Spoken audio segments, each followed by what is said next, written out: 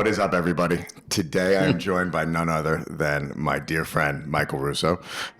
Just to give you a little prefix on Mikey and I's relationship, literally we go back 17 years now. It's crazy, right? It is absolutely insane.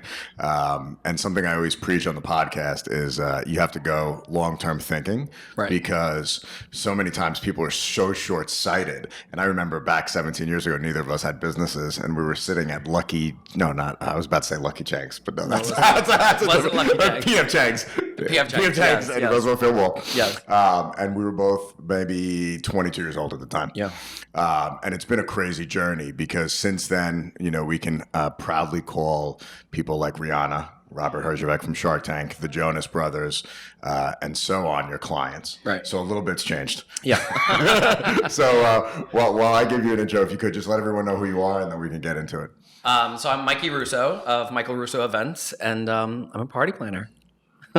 And, for people who I think are sitting on the outside, they see you working with a lot of celebrities. Mm-hmm. And I think, one thing we've talked about here continuously is nothing happens overnight. That's why I preface by saying our relationship has been 17 years. And there was back in the beginning, neither of us had businesses. And as our businesses evolved, our friendship evolved, our relationships evolved. Right. But also that there's a profound trust that goes in with that longevity. Oh, yeah. So and I know what your event's going to be like, and I'm going to get the shots you need for press the next day. Right, exactly. Not even the next day, like that night. Yeah. So when we do celebrity weddings, let's say the wedding is on a Saturday, right? We need to go through all of the images, like as the event is going on, right? They're cutting the cake. I'm running to see Anthony. Yes. I'm looking through images. We pick the best of the best. And the great thing is our clients trust us. Yes. So they allow me to pick the best of the best images along with you. And then we have to have them retouched and ready to go for the magazine literally that night, if not the next morning. So sleep doesn't happen on Mikey's parties. Just a heads up. It just doesn't happen. Everyone trying to work with Mikey. Everyone sees the beautiful pictures in the magazines, or they see the weddings on TV. They don't really see the craziness that happens behind the scenes. And even when the wedding's going on, my clients don't see all of the nuts, Correct. All of the craziness that really goes on. I'm running around 1,000 miles an hour, but always with a smile. Yep. And I remember I think the craziest one we did by far, especially given the time frame of it, was Kevin's wedding in 2009 at the height of Jonas mania. Yeah, it was crazy. When, and people don't realize the magnitude now looking back. At that point, they were it. It was meteoric to have that event. And they had more security guards at the wedding than Secret Service agents at the White House that night, which I remember was a fact. After it was 85 FBI. Yeah, it was insane. That was the most insane wedding, minus the blizzard. And then on top of that, there was 23 inches of snow on the third week of December, which is the most snowfall ever that early in December in a tented wedding. But the irony of it was, I remember the bride saying she wanted a winter wonderland. She did. And you gave her one. Yeah, and it was funny because as it was starting to snow, I'm oh, Danielle, I'm it's snowing a little bit, right? And I knew what was coming, we were having a blizzard, and she's oh, that's so cool. Yeah. And I'm not really, but okay. It's about the snow in the tent and not the fake guy. It was crazy. So that was 10 years ago. That was 10 years ago. Could you imagine? This December will be the 10th anniversary for them, which is pretty wild. Crazy. Which is what I think is cool is, for you at least, is every single client I've worked with you on has become a legacy client of yours. Oh, yeah. To the fact that they were at your wedding. Yeah. So, Kevin and Danielle Jonas are guests at your wedding. Yeah. But you've done their baby showers, birthday parties. Right. They don't leave you. So, once you're in Mikey's client pool, they never go. Right. Well, it's because of the loyalty, not only for the professional side of it, it's just also building that relationship, that personal relationship with your clients. Because as you know, when you're doing weddings, it's such an intimate time. So you're learning a lot of things about your clients, but you're also learning things about their inner circle and their inner families and the dynamics. And so I'm a vault because I hear everything. So I know the truth of everything from every angle. Sure. And it's a way just to manage people's expectations and also just manage their day, their perfect day. And I think, now in an age where everyone thinks everything is public, it's quite the opposite. And people who live very public lives, on the contrary, want their most intimate secrets kept out of those, Right. out of the public eye. Right. And that comes down to trust. Yeah. Because their secrets are a commodity. You could theoretically sell those. Right. And with no doubt make Yeah. money, you know, sell a leak a story or this, that. And your clients know that that's never going to happen. Right. And that's primarily why I'm so good at what I do, and the clients that I have is because they know there's that trust factor. So like all of my business comes from the wedding before. So like I don't advertise, like I don't do like any of that No, you're stuff. the most under the radar celebrity wedding planner in the world. So it's by just choice, though. right. Like, because like I like to enjoy my projects too. So like I'm not doing 100 weddings a year. I'm doing maybe like 8 to 10 large weddings a year. And then I could sprinkle in, you know, appearances on like Good Morning America, the Wendy Williams Show. Like I can do stuff like that. So I'm flexible. And then when Rihanna calls for a party on Tuesday, it's happening. And it's Monday, I can make it happen. It is wedding season. Do you feel it in the air? I do. It I feels smell it, good. too. I smell it too. We've got a lot going on, and over there with Melissa is celebrity wedding planner Mikey Russo to show us some decor you can get on a budget. This is celebrity party planner Mikey Russo. Hi. Celebrity party planner and lifestyle expert Mikey Russo is here. Celebrity party planner and friend to the show, Michael Russo. How did you start to develop those relationships? You know what? I think I'm not fazed by the whole celebrity side of it. I mean, you're not asking them for selfies when you first met them? Like no selfies, like no autographs, like none of that nonsense. I really just approach their event as if I would for anyone else. Yeah. So like people are always like, oh, how is it working with celebrities? The only difference working with celebrities is the press side of it, the paparazzi side of it. So trying to keep like all of those details private and all of that stuff. Other than that, it's pretty much the same, you know? Except like Beverly Mitchell's wedding from Seventh Heaven. Oh, when that was crazy. Somehow like 30 paparazzi showed up for their photo. And that was insane. We were running through the streets of Ravello. That was 2007. That was a long time ago. Yeah, and that's when Justin and Jessica had just gotten together. So that was insane. Yeah, I think to they deal were. with that. I think they were together for a little while, I mean, it was going back 12 years. So. and they also thought that they were getting married. Correct. Right. Which happened. Just Right. Not that. So wild.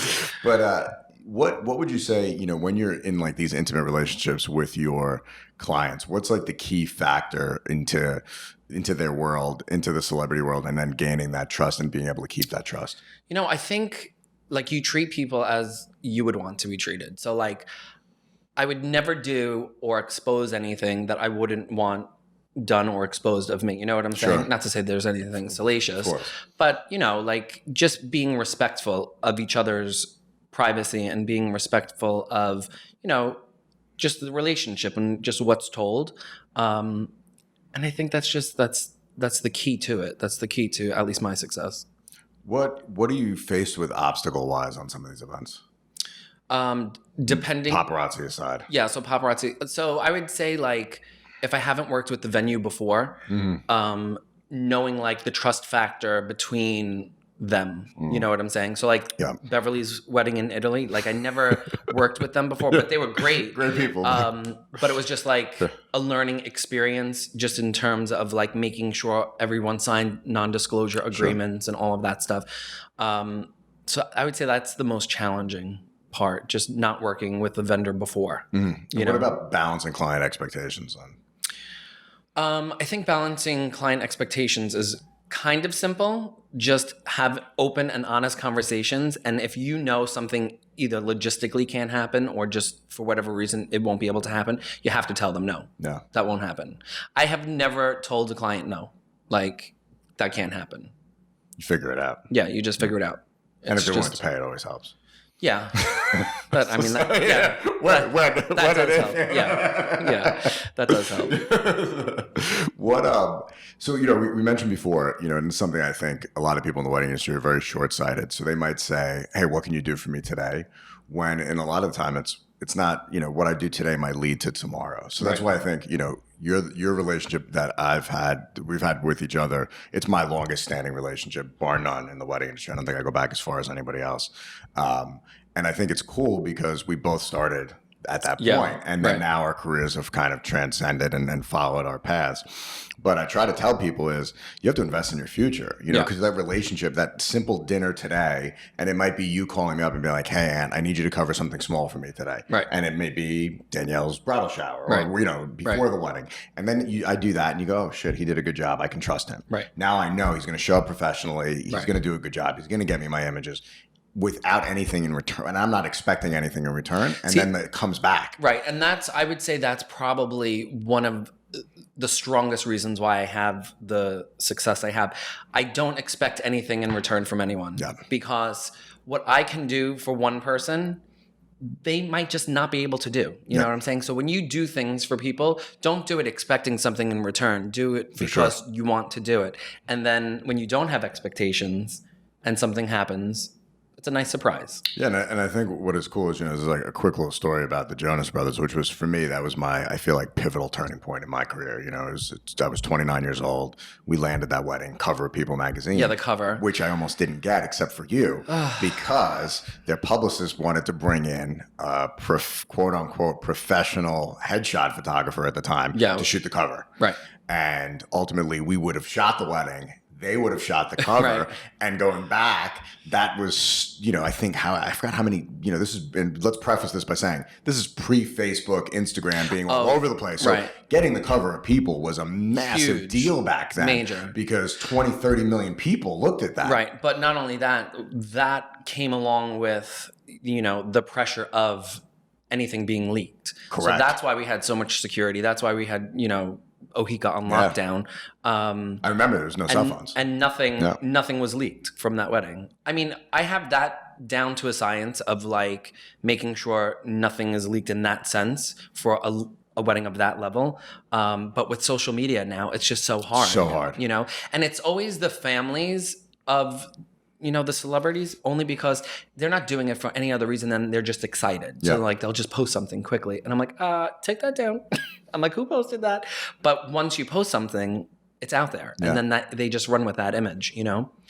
So it's hard. Yeah, and you know, we've worked on events, and you know, without getting too specific, you know, I think sometimes people don't value the long-term potential of a relationship, and they look at what they can do for them in that moment, you know, and greed kicks in. You know, they start seeing numbers flying around, $3-4 million events, and they think, well, you know, by not doing the right thing, what they don't realize, and this is just for everyone listening, there's an absolute morality to this. It comes back to bite you in the ass. Oh, totally. Because when you don't do the right thing by one person one time, guess what? Next time Mikey gets another $4 or $5 million wedding, it may not be going to that venue or that caterer or that florist, because someone did something that for a short second got them something. But what they did was they ruined a lifetime of everything. I only had that happen to me once. I'm being vague. Yes, once, and I never worked with that person ever again. Yeah, and that's it. And only because not to be spiteful, only because, you know, my reputation is known for being, you know, very confidential and all of that. So like I can't work with someone that's gonna like sell something. Like that's just so ridiculous. Yeah, well, that's why I say, you know, it's like, I remember going to some of these weddings that we've done, my staff didn't even know who we were shooting until we got there. And then I was like, hey, this is who we're photographing today. And it was the easiest way to assure that, you know, the clients, first of all, people don't realize, like, the client's names are never on the contracts. It's always under an ulterior LLC. So no one even knows on the paperwork.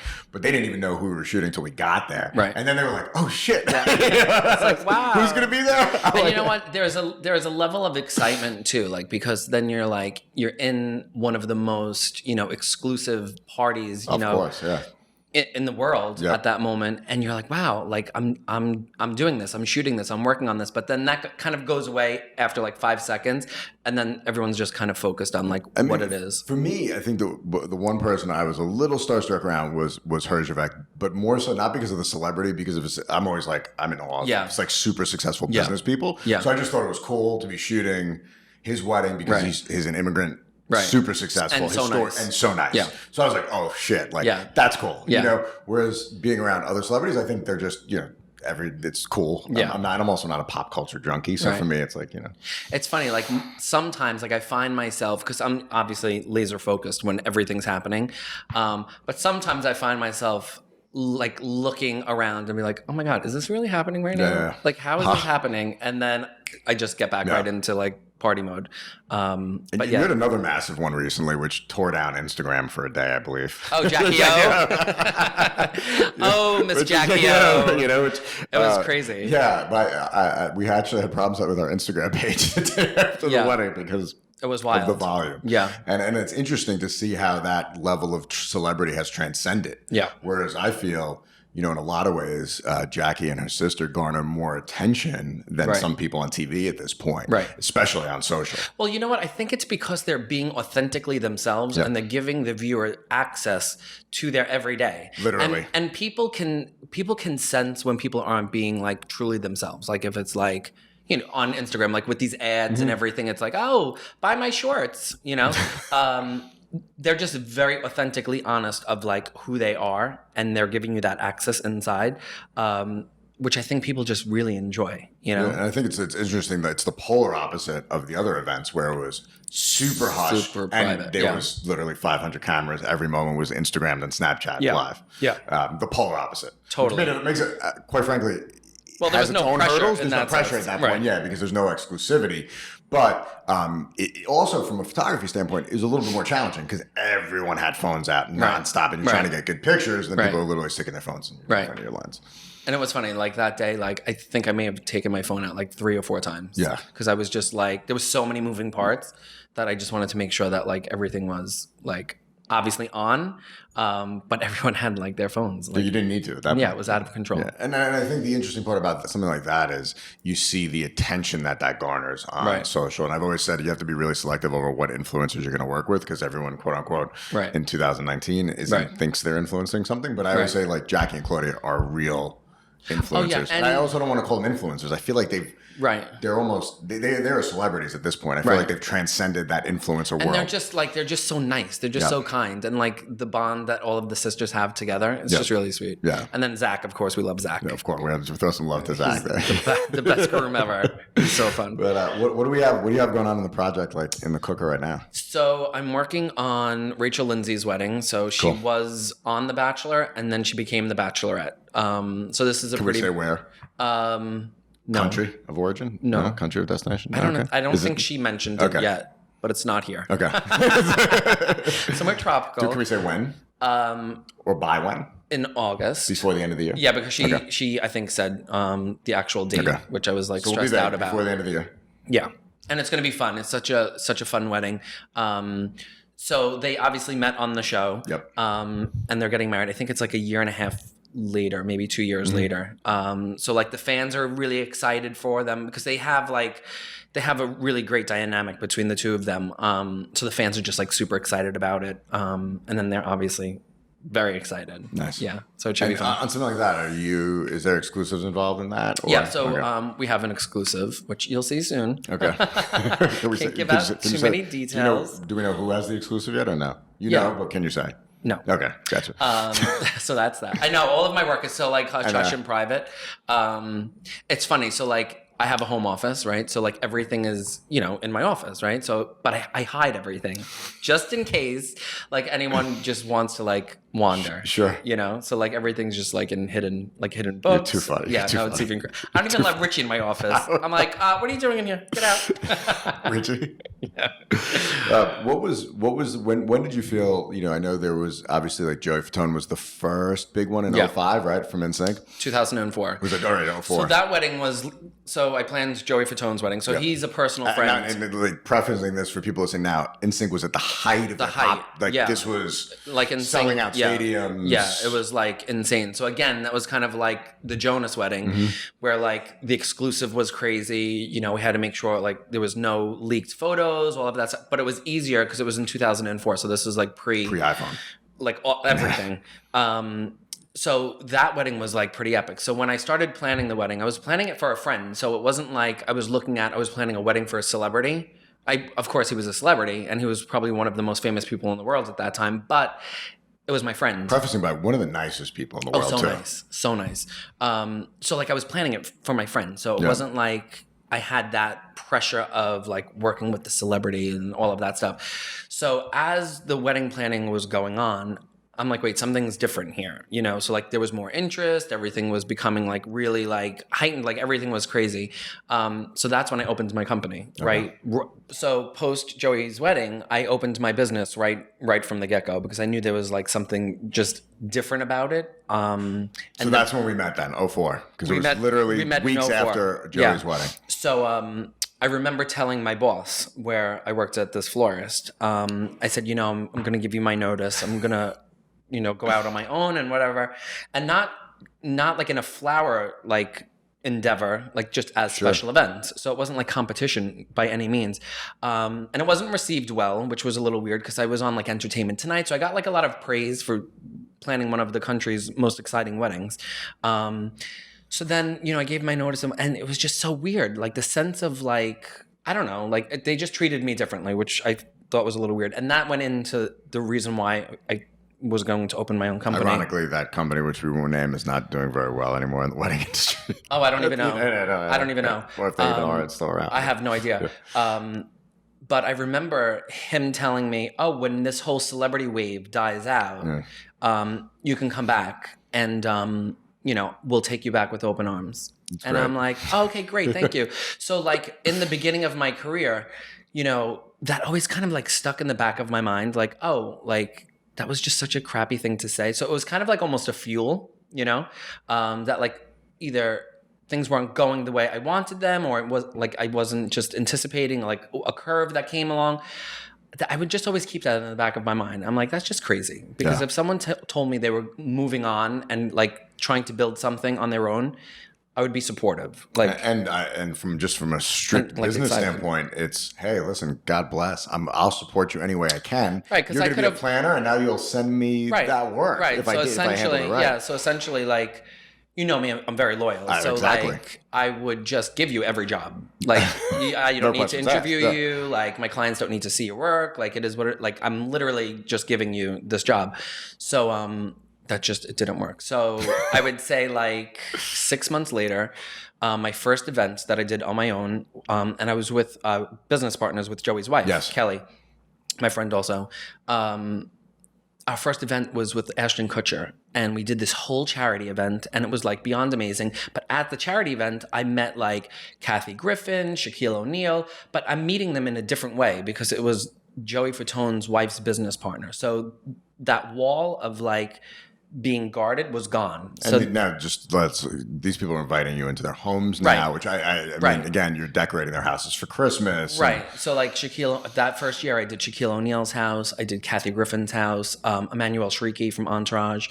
And again, like I'm going in their houses, you know, like you have full access to their family, you know, kids, everyone's there, and I'm not looking at it in that sense. I'm looking at it in the sense, how can I make this really special for like everyone involved? So it was cool. It was really cool. And then from that, you know, all of the magazines and again, just doing like the morning shows and all of that, like the business just kept building and building and building. And then like how'd you wind up with your regular spot on Wendy? So I sent Wendy Williams. So I'm obsessed with Wendy Williams. It's probably one of my most favorite shows to do. But crafting, like for me, going on these shows, I don't have anything to like promote or like, you know, sell. Sure. Other than just myself. So it's very rare to have guest appearances on like Good Morning America, The Wendy Show, The View, all of that stuff, just selling yourself, you know? So it's kind of a little trippy that they call me, you know, to do these things. So Wendy Williams, she did her sneak peek. This was like 10 years ago. She's in her 10th season already. And I didn't know Wendy from radio because I never listened to the radio. So it was like, I remember the day I actually saw her on TV. I was coming out of the shower, right? I'm in a towel, and I'm like zipping by the TV, and I thought it was Mariah Carey for a second, right? I'm like, oh, Mariah, because I love Mariah. So I'm like, oh, wait, that's not Mariah. I'm like, who is this? And I sat there for the whole hour and watched the show. I had like things to do, and I just watched the show. I thought it was so cool. So I called my agent, and I said, hey, get me booked on the Wendy Williams Show. He's like, oh, it's so hard. It's a sneak peek, this, that, whatever. So I started just making things, like crafting things, and just sending it to the studio, and I kept sending and sending and sending. And then one day when they were ready to craft, I was the first person they called, which was like so cool. You know, like they could have called anyone in the world.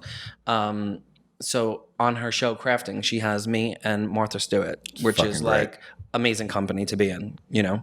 Well, I think what the brilliance in that too is, you know, even though you've attained a certain level of success and notoriety, it's the humility to say, hey, I'm still willing to throw stuff out there to get where I want to go. Whereas a lot of people wouldn't do that. And that's the thing, like you can't expect, like even the level of the events that I do and the clients that I have, right? So like if someone gets engaged and like I would like to work with them, I send them something. I send them a nice little packet, like explaining what I do. And most of the time, like I'll know someone that knows them. So like it's coming from a different way.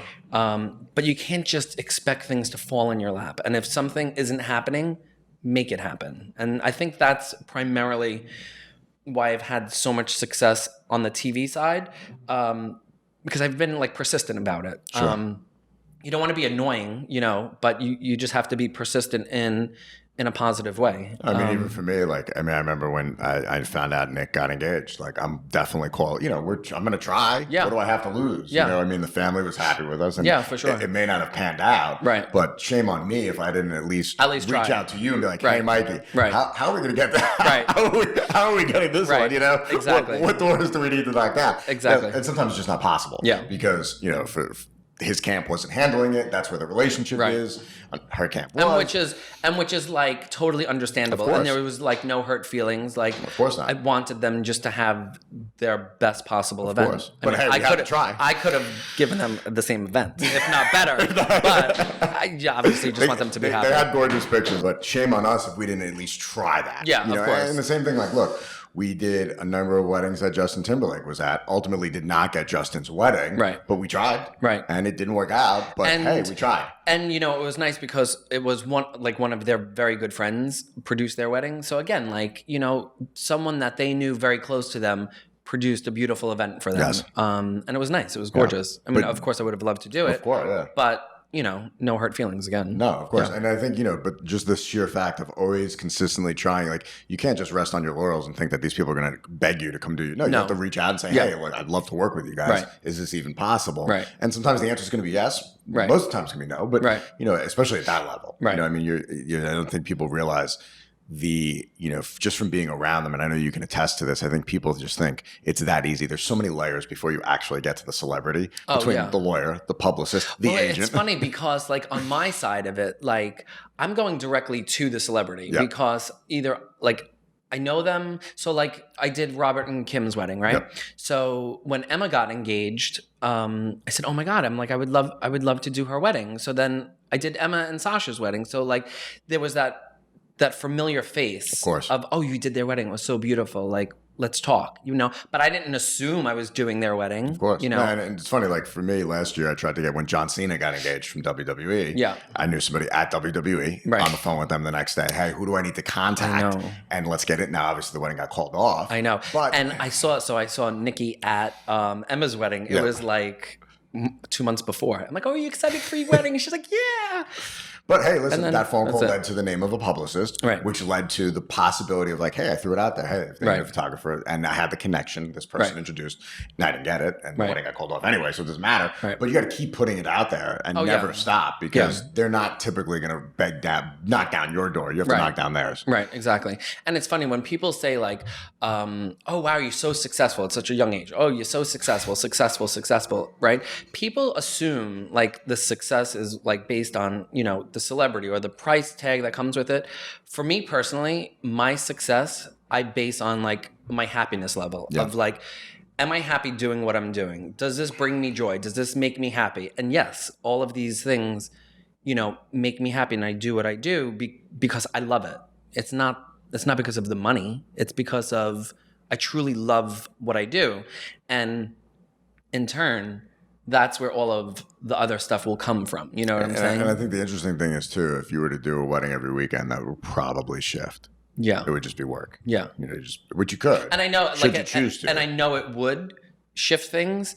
That's why obviously I don't take on that many events per year. And the events that I do take on, they get like extra. They get more of me, if that makes sense. And I think for like younger planners listening right now, like not realizing what goes into that. When Joey Fatone says, "I want to have a rock concert," it was a carousel rides. It wasn't even just a rock concert. No, Smash Mouth. Smash Mouth. So like it was not just Smash Mouth. Which at the time, 04, again, huge band. Huge. It was huge. And that was like a surprise to everyone. They didn't know, like that was at the end of the party. We had in the courtyard. Yeah. Well, we had a hurricane the week of their wedding, so everything was going to be on the grass area down below. And the day they came to install all the rides, they were sinking in the ground. So we had to like move everything. But that was like epic. That was like Ferris wheels and bumper cars and like just everything. I remember Jamie Lynn Sigler. She was at the wedding and she's like, Mikey, she goes, how am I going to go on these rides in this dress? She's like, what? I need to change into something. I'm like, I think I have sweatpants in my room. And she's like, okay. So we ran up to my room. She got sweatpants and she's going down the slide like in a ball gown and sweatpants. Another cool one we did was when the Jonas Brothers, when Kevin got married, the roller skating rink with that was the day before. The day before. That was neat. Yeah, that was pretty fun. Yeah. So we got everyone shoe sizes and we had roller skates for them. Well, you turned Ohika's ballroom into a roller skating rink. Yeah, that was pretty fun. I like transformations. And it was fun though, because everyone was like roller skating through the hallways of Ohika, which is like just a dream. Like that's just so cool. And the other cool one was the choreographed dance from Shark Tank. Yes. From Herjavec and Kim Johnson. That was so cool. And so I said, are you guys going to dance? And because that's how they met. So they were like, obviously they were like concerned with their first dance. And they kept saying, no, we're not going to do a big number. We're not going to do a big number. So like, I think it was like a week before the wedding. She's like, yeah, we're going to do a number. And I'm like, okay, great, let's do it. But they're all professional dancers. So like she videoed herself dancing to the dance, sent it to all of her friends, and then they picked it up. And then we had, I think like one rehearsal. It was the day before the wedding. And it looked like a little rough around the edges. But then the wedding day, it was like perfect. It was like 15 classically trained dancers. Right. That's what it was, the whole round. That's great. And then confetti. Yeah. Which they said we couldn't do. I'm like, okay, no confetti. I'm sure they got the cleaning bill for the Four Seasons. Yeah. What do you have? You know, and again, like, so you've had these intimate relationships. How does that parlay into a relationship with on a much bigger scale? Now you're looking at like relationships with Rihanna and those kind of people. You know what? It's building relationships not only with the client, but like everyone around them, so like getting to know like their families and their friends, and like whenever I could incorporate something that's like unexpected for like a family member, or say it's like someone's birthday that's going to be at the wedding, just having a small birthday cake on the table for them as soon as they get there. I mean, like that just goes a long way without like making a big to-do about it, but just like having something like, sweet there. Hey, who did that? And it was Mikey, and then next thing you know, you're planning. Well, I don't get the credit most of the time, but I'm the one doing it. When you do, it comes back tenfold. Yeah. No, I think just building relationships with people for the true reason of building a relationship versus what am I going to get from this? Yep. Because you can't look at a relationship that way. I mean, you could, but it's just not going to be I feel like those successful. relationships usually burn out, though. Yeah. Because at the end of the day, you're never getting back what you would have expected. Whereas when you give without the expectation of receiving, you're opening yourself up now to whatever comes. Yeah. Whereas when the other way, you're going in with the intention of just getting something out of it, it becomes a business transaction. And but you know what? And you know this too, because when your clients come to you, they see that you love what you do. There's a passion and there's something that drives you. So that's inspiring to the person that's going to hire you, And it's funny, like my clients always say, because I'm not like the calmest person, like in general, like I'm kind of like crazy and all over the place. But when it comes to my work, I'm very laser focused and very calm. Like nothing throws me. Like literally nothing will throw me. Like you can tell me we need 10,000 doves tomorrow to fly out of like a crystal box. Or the photographer tells Danielle Jonas, I'll see you tomorrow at your bridal shower, which was a surprise. Yeah. Like you just make things happen. So instead of like freaking out, I haven't done immediately, that since, I never have a freak out. I just go with it. You handled that really well. Yeah, it is what it is. It was. I was like, oh, it's a surprise. Yeah. Well, I'll see you tomorrow. Yeah, surprise. That went really. You handled it gracefully, though. You're like, well, I'll make it better, and then we'll fly hire you. I'm like, thank you. I'm like, no one told me bridal showers are surprises. I mean, sometimes. Yeah, now I keep my mouth shut. Yeah. I don't say anything. I never say anything. That's I learned my lesson on that's that a one. rule. Yeah. Literally never say anything until it's She's spoken like, about. what's tomorrow? I'm like, oh, Nothing. Nothing. See you tomorrow. Awkward silence. Very awkward silence as the whole room looked at me. Yeah, but I mean, you just have to approach, again, relationships in that sense of just wanting to build a relationship with someone for no other reason than just to get to know them. You know, and to show you this, you could have burned. It's funny looking back on that. Like, I think a lot of event planners probably would have fired me off the job for that. Well, I Yeah, mean, it was without a doubt. It was an honest accident. It was just an accident. But yeah. they would have overreacted. And then in turn, the client would have freaked out, and it would have just been bad energy. Yeah, but I probably You know said what I mean? probably said something so funny, like in the second Correct. of it, that she was probably like, "Oh, Yeah. I don't even know what he's talking about." You But know, I don't think a lot of people would have handled it that way. I think they would have just burned the photographer, and it would have been like, "Oh my god!" They would have blown it out of proportion. listen, accidents happen. You know, sometimes, of course, like people say the wrong things at the wrong times, and I've been in the same situation. It's just how you handle it. Yeah. You know, you just move forward. So I think With the smile. With the smile, a big one. So I know something that I always find interesting in working with you is you have a background in design, whereas I know a lot of event coordinators don't necessarily have that pedigree of being able to not just build out a room, but design the actual Right. and implement the and be really a breezeway between client, event producer, event planner. Right. Whereas you can kind of do the I do entire it. thing. Yeah, I do it all. I mean, it gets a little crazy because like sometimes I'll just see something very clear, and then I'm working with a vendor that isn't seeing what I'm seeing, and then they're wanting to do it their way, and I'm like, no, but the reason why I want it this way is because, and I have to explain myself, which is annoying. It's just like, can't you just do what I want? It's like I don't understand, but. Of course, I'm not like that. So I explain, well, the reason why I want this is because in the end, you know, I know it's going to be photographed this way, it's going to be in a magazine, or it's going to be on TV. Like things just, they're just different, you know, like the way either something's photographed or the video, like you know this. Of course. It just is so different in person than as it is in pictures, you know? So sometimes I get a little resistance, but Not often. not often. I mean, in the end, like, of course, I'll get what I need, but like sometimes it just is a little more effort. When you were, I could yell and I could go crazy, but that's just not who I am. No, You know, that's not your style. no. When you were younger, right? So as a kid growing up, was it always design oriented, interior decorating, or not at all? Always. Okay. So growing up, I had like my parents like really encouraged me to be creative in like whatever aspect it was. So like I may have changed my room like 5 times in the course of like my childhood, but not just changed my room, like paint colors and like a comforter. I had my parents like change my floor.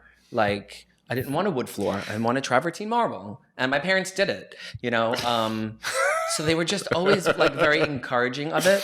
I don't know. And I was just always creative in that regard. And throwing parties, like I would have like, everyone would say, are you going to Russo's party? Did you get the invitation? So my dad would be like, oh, you could have 30 people. I have like 150 people. Everyone from my class came. But I even threw parties like when I was younger. Like I could remember like I needed like to decorate, right? So I took like Christmas lights, strung them along the ceiling, like in the basement, put balloons on them and stuff. And it looked really fun. And my mom came down. She's like, oh my God. She's like, this is so nice. She goes, who helped you? And I'm like, no, I did it myself. Little bit, Yeah. And then I took a ladder, like just, you know, a painter's ladder, opened it, put lights on it, streamers and balloons and stuff, used it as a prop. And my dad's like, I need that. I'm like, you can have it tomorrow. So this is a lifelong. Yeah. Yeah. Yeah. I think something else that's really neat is as long as I've known you, you've been with Richie. Yeah. And I think that's really cool. You know, you guys have a long relationship. We've been together, I think 17 years or 18 I mean, years. as long as I've known 17 or you, 18 years. he's been there. And I think the cool thing too is he's a huge support. Like I see him. He's always in the background. Yeah. He shows up a little later. It helps a little here and Well, there. no, Richie doesn't really like to come to my events. No, but he does. Because he gets so nervous because like there's Mikey, which I am like 95% of the time. But when I'm like at my event, it's Michael. I'm Michael like Russo. a totally different person. Like, not to say I'm not fun and whatever. I'm just so like focused on like everything that needs to be done. So like if he comes and he's like, oh, I'm hungry. go find your food somewhere. Like, I don't have time to find your food. You know what I'm saying? So like he gets nervous, like when he has to either drop something off for me or like just whatever. But he does. He gets a little nervous. I feel like I see it, from the background. He's a huge support system. Oh, in your totally. career, Yeah, he's my biggest cheerleader. He won't say he is, but like he's my biggest cheerleader. No, he is. Yeah. He says it to everybody else. Yeah. But then I think it's really good because I think, especially in this industry, relationships kind of come and go. Especially personal relationships because of the stress and the nature of the industry. Well, and also I think that like if I did a wedding every weekend, I think that's where the relationship would suffer too, because it's like if he's working Monday through Friday and then I'm away every weekend, it's like, how is that working? And my events aren't like in New York. My events are all over the world. So it's like, it's not, I'm just gone for that one day. I'm gone for a week and a half. Plus site visits prior to, Right. and all that goes into it. Like this week, I have to go to Virginia for a site visit for 2 days. I come back and then I go to Santa Fe and then I go to LA. So it's like craziness, Where would you say the bulk of what you're doing now is? Is it more social gatherings or still wedding events? I would say it's like 50-50. So I'll do like 50% weddings and then 50% like milestone events. Birthdays, like whatever celebrations. Record launch, whatever, anything that falls into the social umbrella. Yeah. And it's fun because it's like I'm doing different things, and like weddings in general it's not a cookie cutter thing. Like the couples are always different. So it's like a couple will come to me and say, oh, I want that wedding. And I'm like, all right, we can use that as like a template, but we're going to make it your own. Like, and the time that we spend with each other, that's when like the smaller details kind of pop up. And then I throw those throughout the wedding not to say without them knowing, but like I'll explain things and they'll be like, oh, but they don't like fully get it until they see it. And they're like, oh my God, like I can't believe you did that, So like doing stuff like that is pretty fun. Like building roller skating rink. Yeah. Getting monogram jumpsuits. Yeah, of course. Yeah. All the little things that come into it. Yeah. Discretionary income always helps in those things too. Yeah. For people listening, it makes it a lot easier. It does. Because it's always interesting. Like we'll have ideas, but then you have to implement the idea, and the cost is usually sometimes really prohibitive on some of this stuff. I mean, sometimes, and then like if I do have like a crazy like vision of something and it is expensive, I could always find a way to like navigate around it to make it cool. Like the guests would never know like we skimped on anything, but like I would know. Yeah, I'm like, oh, it wasn't 100%, you know. But it's always like amazing. People are like, oh my God, that's so cool. It's like, well, it would have been cooler. and I've noticed the trend lately, again, especially as the economy's been doing so well, is the bringing in of a featured act. Like entertainment, yeah. Like, whether we're going to have... Like at Kim and Robert's wedding, we had Olivia Newton-John come out and sing Happy Birthday. And then she sang... Xanadu, some song from Xanadu. Xanadu and Let's Get Physical. Yeah, there you go. Like... That was one of the moments that I'm like I'm watching all of this happen and I'm like, that's Olivia Newton-John from Greece singing Let's Get Physical. Yep. And it was like, I was in the moment of just like enjoying it because most of the time like I'm in it, but I can't like enjoy it because I'm just doing 1,000 other things. But like that was one of the moments that I remember like her just coming out and Kim being so surprised. Yeah. So like that was a huge surprise. So I don't know if I ever told you this. Sneaking her in through the back. It was like crazy. So I don't know if I ever mentioned this. So I was in the lobby that night getting something, and and 50 Cent was in the lobby, and I knew there was a guest entertainer coming. Oh, so that's who you thought it was? I thought it was 50. So I'm like, oh, cool. I'm like, interesting choice, you know? Like that hotel. He just happened to be staying there, but I thought he was your entertainer. No, so that hotel, so the Four Seasons in Los Angeles on Doheny, that hotel always has like the craziest celebrity sightings. I don't know why. Like every time I'm there, because I love it. That's one of my favorite hotels. There's just always like, not even like a C-list or there's always A-list celebrities just walking around. You're having like drinks with them at the bar. Like it's just such a cool spot. I don't know. It's just such a cool spot. Inside, I'm like, oh, that's an interesting choice for tonight. I didn't know. Right? I was like, it wasn't 50. It wasn't 50. I was like, oh, okay. So funny. What do you have going on other than in August? I know you have Rachel's wedding. Yep. Post that. And I'm doing Elvis Duran's wedding from Z100. Cool. Yeah. That'll be a big one too. So nice. It's going to be so cool. It's just something so different in like the wedding space. Don't want to give too much away, but it's just like visually it's going to be, I think, probably one of my most favorite weddings. I'm sure performance-wise that'll be a very cool one. Possibly. Potentially too. Possibly. Considering that circle. Yep. So One question I ask everyone who comes on, and I think, for you, I think it would be really good if you could, looking back on your life now, and being that you've done this for 15, 16, 17 years, what would be one transformative piece of advice you would give yourself from then to now? So one thing you could walk away with, one thing that would change. So I would say don't take things personal. You unfortunately, the world that I live in terms of like the celebrity and the TV and all of that stuff, it's such a non-personal environment, So it's funny because like these celebrities, they have such big personalities and you're dealing with so many different people, but it's kind of like a very impersonal setting. So like if something were to be said, or like I lost something to someone or like whatever, for whatever reason, like just not to take anything personal. Like you do the best that like you can to your limit, and then that's it. No, I think that's great. I mean, if you do the best you can, that's all you can ever ask of yourself. And if someone's not happy with that, well, then that's just it's tough shit at that point because you did everything you could to try to make them happy. Yeah. And sometimes not everything goes perfectly. No, it's true. Like recently, like something just happened recently, and not to get into like too many specifics, but I introduced one party to another party, and I was working with these girls for quite a while. And because of the introduction I made, they did something and I was just negated from it totally.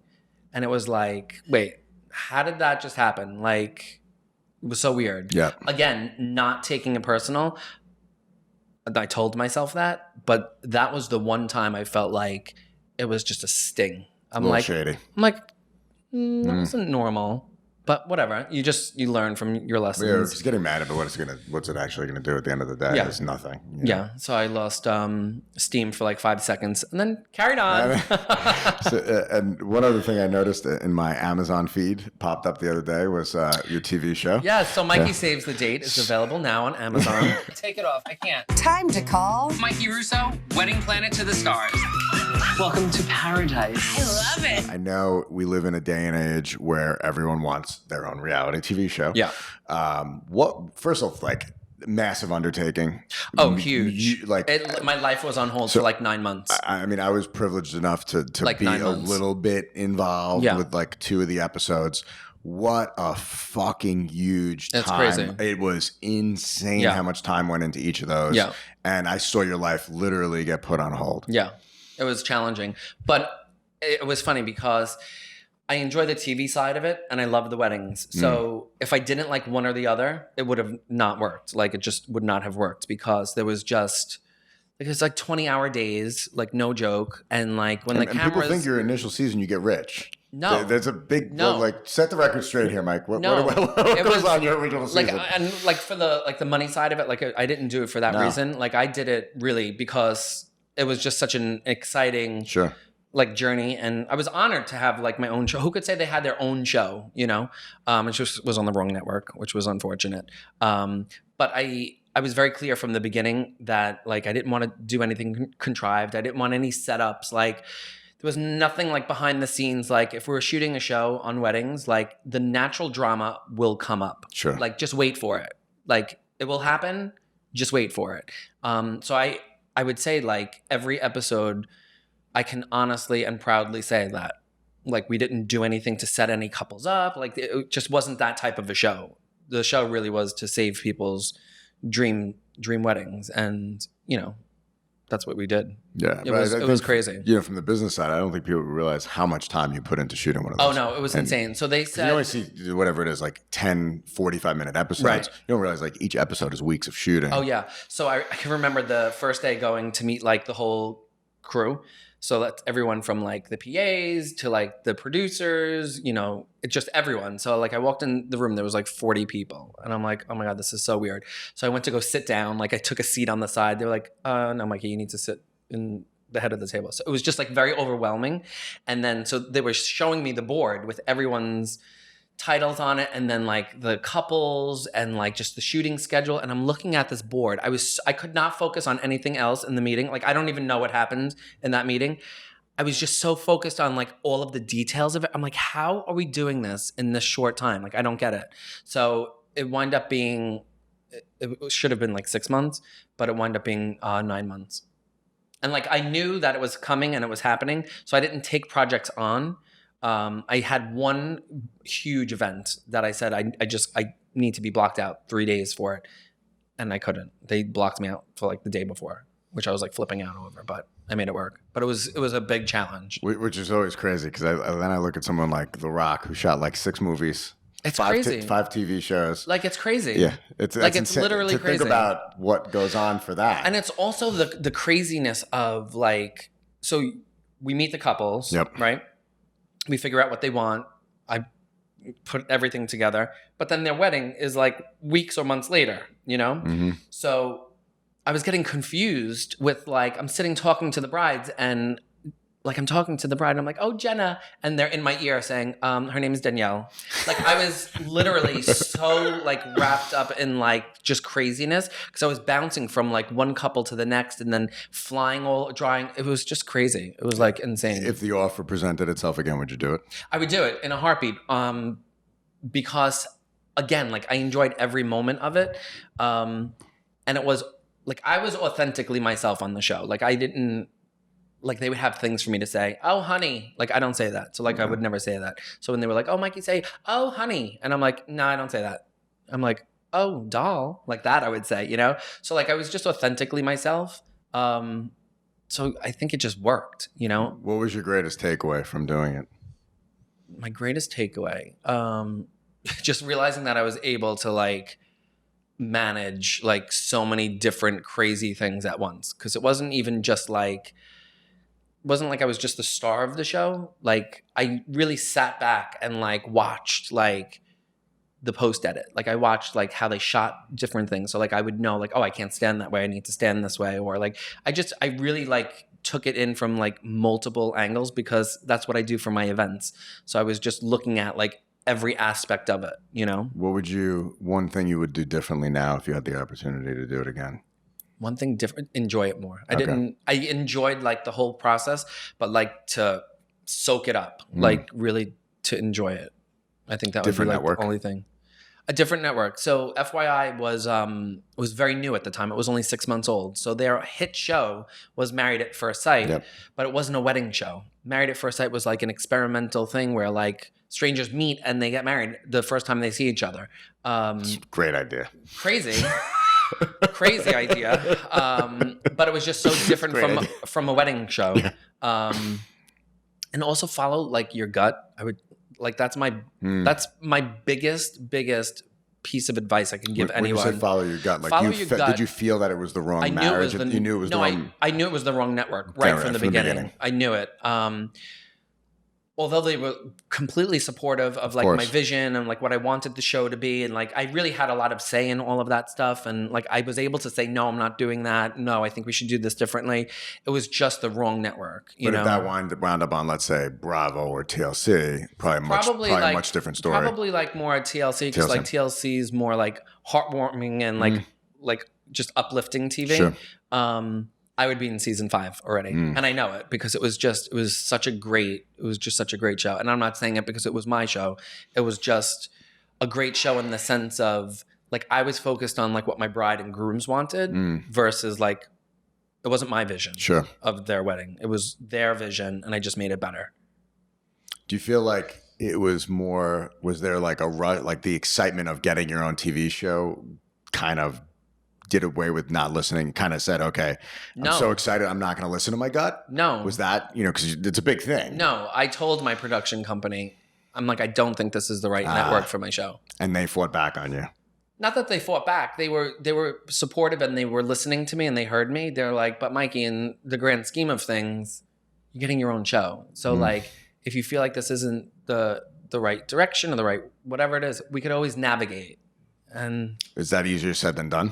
It is because it's just, in the TV world, for like a show like mine, it's like you almost get like one shot to do it. And if it's not successful, then it's a failure for everyone to see. For life. Right. Yeah. But it's funny because like I equated this to like my celebrity friends who have like pilot after movie after this, so they keep getting like more and more shots at it. Whereas in my world, it's like, it's a one and done. But I think there's something in the future. Yeah, I was gonna say I don't know if it's definitely the nails in the coffin. No, you know what? on Like that, when you're passionate about something and you love something, like you make it work and you make it happen. So like if it's not happening currently right now, like I'll make it happen, you know?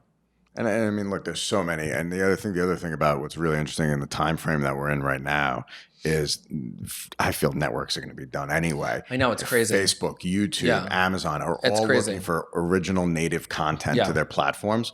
So I feel like in the next few years, opportunities for people like yourself are going to be tenfold to what they are now, because you're going to be able to bypass selling it to FYI, and Facebook's going to say, hey, we want to launch a wedding show or a wedding station, you know, and there will be massive opportunities, I feel like. And listen, like I've turned down so much TV because it wasn't the right TV. Yeah. So that's also like another tip for, you know, people watching.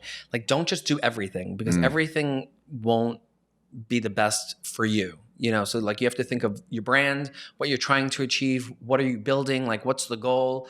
Like I could have done 1,000 TV things and it just wasn't the right fit. And I knew it wasn't the right fit.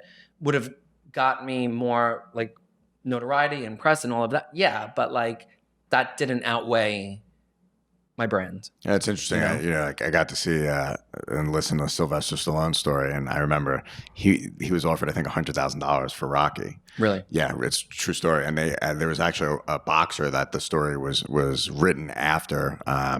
And they wanted to give him $100,000, and he wouldn't sell the rights to it. Said screw you, and then cast himself in it. Right. And he's like, I knew this was going to be the biggest thing ever. Again, he followed his gut. And it's an interesting story, because now, obviously, billions of dollars later and 10 films later, you know, it's one of the most came from that. It came from. If he would have sold that $100,000, he would have lost all the rights because he had like a goal, and he knew like where it was going. And he just didn't want to take a shortcut. And then he went and bought his dog back. Right. I heard that. He went and got his dog back, which I think is awesome. So going next year, we're thinking maybe another TV show in the future? Maybe, yeah. Yeah. Offers on the table? I mean, yeah, I'm doing prying here. Like definitely the morning shows and stuff. Like that's just always fun to do. But yeah, for sure. Cool. Yeah. What anything else you want to share? That I can share? Yeah. Not that I can share. You can talk about it. All right, cool. No, I can never talk about anything. Good. All right. Well, you dropped a lot on us, yes, which I appreciate. So I just want to thank you. I mean, you've been an amazing friend to me. You know, I honestly think that my career would not be where it was had I not met you, because I think you opened those doors. But more importantly, not just open those doors, you did it just genuinely because you're a great fucking person. And for whatever reason, you saw something in me when I was younger, and we've developed a 17-year friendship from that. And I think it's insane and it's heartfelt. And I want to just thank you for that, because I mean that. It's it's gonna make me cry. No, yeah. It's genuine though, because you meet so many people in this industry, and so many people are truly full of fucking shit. Yeah. And it's transparent. Right. So when you meet someone who genuinely believes in you and then sticks with you through ups, downs, listen, not every job goes perfectly, but they stick with you with that, and there's a commitment to that is a testament to your moral character and your fortitude. Right. So I'm honored not just to call you my friend, but my business associate. Yes. And I know for as long as I'm shooting weddings, I will have you as that. So now that I made you cry, I'm sorry. But that was from the heart. That's okay. I cry all the time. Tell everyone, I mean, we're going to include it in the show links, but please, if somebody wants to hire you to plan a fabulous event, or if they want to have you on their television show, where do they connect with you? Just michaelrussoevents.com, and there's contact info there. And on social? Social, Mikey Russo. Okay. MIKIE Russo. Yes. And Mikey does not share a lot on social because he can't sometimes. No, like you'll see a lot of my dog. And then my events post. Yes, post wedding, but a lot of stuff you cannot legally share prior to, which I know is why. I mean, I'll throw like little hints every now and then. People don't typically pick up on them, but I do drop hints every now and then. Well, I want to thank you for taking the time to do this. You're fucking awesome. I love you, man. Thanks for having me. Thank you so much.